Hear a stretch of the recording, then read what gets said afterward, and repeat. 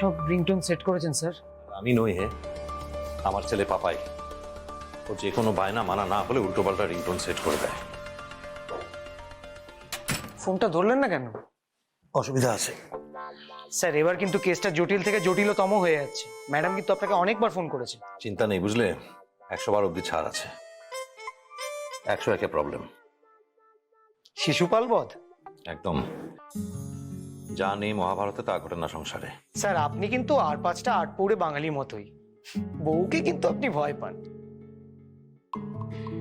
ভয়ও বলতে পারো, আবার বলতে পারো 3টে ভয়ের সমাহার, ভুলভাল ভালোবাসা।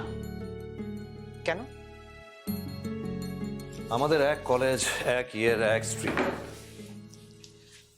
মধুমিতা ফার্স্ট হতো, আমি হতাম সেকেন্ড। পড়াশোনায় ভালো ছিল বলে ও আমার জন্য নোট তৈরি করে রাখতো, সেগুলো মাথায় নিয়েই আমি খাতায় তুলে দিতাম আর হু হু করে নাম্বার বাড়তো। পরীক্ষার আগের 3 মাস যে কি খাটনি যেত আমার পড়ায়। মধুমিতাই। স্যার 3 মাস যদি আপনি পড়াশোনায় সময় দিতেন এমনি ভালো মার্কস পেতেন। দেবুবাবু, মানুষ জীবনে সেটাই করে যেটা নিয়ে তার বিশ্বাস আছে, যে বিষয় নিয়ে সে কনফিডেন্ট। আমার আর মধুমিতার মধ্যে ফারাকটা কোথায় জানো তো? কোথায় স্যার? মধুমিতা হলো স্টুডিয়াস আর আমি হলাম ব্রিলিয়েন্ট। আমি খুব ভালো করে জানতাম কি করে কম খাটনি দিয়ে পরীক্ষার খাতায় নাম্বার তোলা যায়, আর মধুমিতা শুধু জানতো 24 ঘন্টার মধ্যে 22 ঘন্টা কি করে পড়াশোনা করে নাম্বার তুলতে হয়। আমাকে তো এখনো কথা শোনায়। ওর যা র্যাঙ্ক, ও চাইলে আমার বস হতে পারতো, আমার জন্য স্যাক্রিফাইস করেছে। এখনো বসই আছে। হ্যালো, তোমাকে ফোনে পাচ্ছি না কেন? হ্যাঁ, কখন থেকে ট্রাই করছি। মধুমিতাই তো? হ্যাঁ মধুমিতা, তোমাকে ফোনে পাওয়ার জন্য 5খানা সিম কার্ড চেঞ্জ করতে হয়েছে আমাকে। আচ্ছা শোনো, কয়েকটা জিনিস ফুরিয়ে গেছে, আনতে হবে। হ্যাঁ, 5 কেজি আটা, একটা সাদা তেলের প্যাকেট, একটা সর্ষের তেলের প্যাকেট, মসুর ডাল আর ওই ছোলার ডাল, পোস্ত।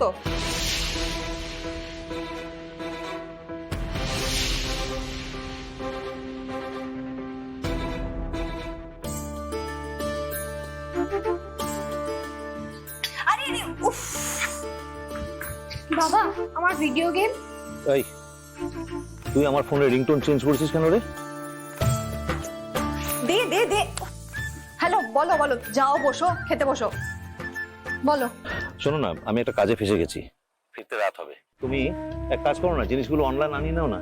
তুমি খালি ফেসেই থাকো, সংসার করবে, কোনো দায়িত্ব নেবে না। আশ্চর্য। তোমাকে কলেজে র্যাঙ্ক পাওয়ানো থেকে শুরু করে ছেলের স্কুলে ভর্তি সব আমাকে করতে হবে। কেন গো? হ্যাঁ,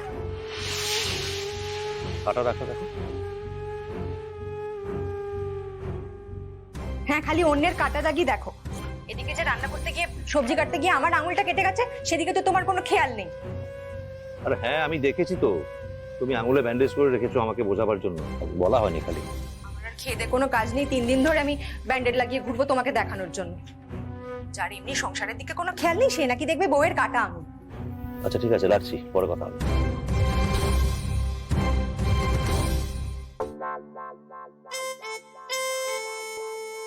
বৌমা, বৌমা, কেউ যদি খুঁজতে আসে তো বলে দেবে আমি বাড়ি নেই। কেন বাবা, আবার কি করেছেন আপনি? দাদু নিশ্চয়ই কোনো ভুল গণনা করে কাউকে ডুবিয়েছে, তারা হামলা করতে আসছে বাড়ি।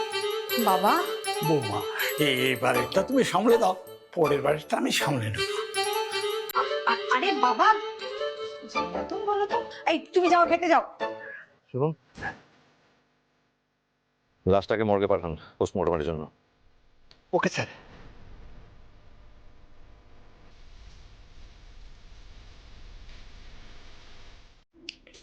স্বাভাবিক। সিসিটিভি ফুটেজে অ্যাম্বুলেন্সের মধ্যে যে ছেলেটার ছবি পাওয়া গেছে, সেই ছবিটা লোকাল থানায় পাঠাও। স্যার পাঠিয়েছি। ওসিকে একবার ফোন করো তো। নিশ্চয়ই 7.5 মাস চলছে। কি সলভ হয়ে যাবে তখন ও দেখবে ছবি আঁকাচ্ছে।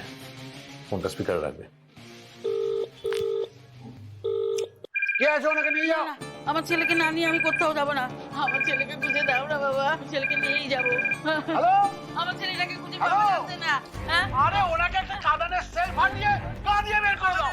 হ্যালো, আমার ছেলেকে খুঁজে পাওয়া যাচ্ছে না। পুলিশের কি কোনো দায়িত্ব নেই? হ্যালো, বের করে দাও ওনাকে, বের করে দাও। আমার ছেলেটাকে একটু ফিরিয়ে দাও বাবা, আমার ছেলেটাকে ফিরিয়ে দাও। হ্যালো আমার ছেলেটাকে খুঁজে হ্যালো করে বলে কি মানুষ নয়? হ্যাঁ, হ্যালো মরে গেলে কি খুঁজে দেবে? আমি যাবো না, আমি কিছুতেই যাবো না। আমার ছেলেটাকে খুঁজে দাও না বাবা। থানায় চলো।